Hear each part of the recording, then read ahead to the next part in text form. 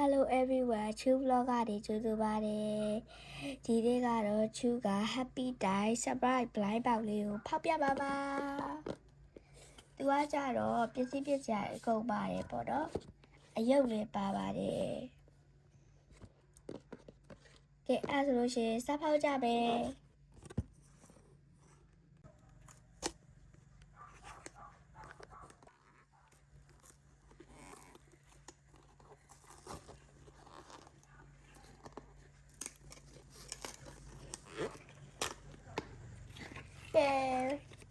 ဖောက်ပြီးတော့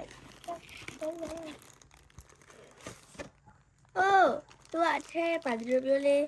နောက်တစ်ကပါသေးတယ်ပေါ့နော်ဒီထဲပါတော့ဘာမှမကြံတော့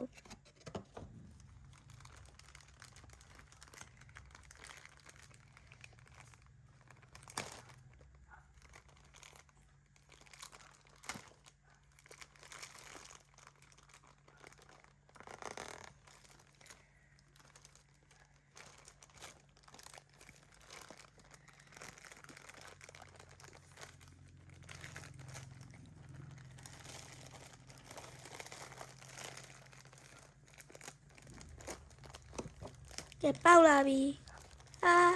အယုတ်ကလေးလားမသိဘူးဟုတ်တယ်အယုတ်ကြီးချိတ်လေးချစ်စရာလေးတော့အထဲပါအမြကြီးချတယ်အိုး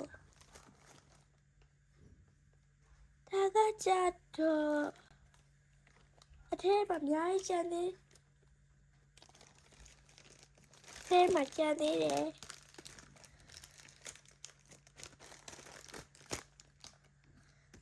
ကုန်သွားပါပြီဘာလေးပါလဲဆိုတော့ကြီးရမျက်နှာမှာကတ်တဲ့ mask ပါတယ်နောက်ပြီးကြလို့ရှိရင်ဒါကတော့ရေချိုးရင်ပေါ့နော်ဟိုစပယ်တွေမကြအောင်လုပ်တဲ့ခေါင်းကြီးလေးပါဒါကတော့ဒီထိတ်လေးပါ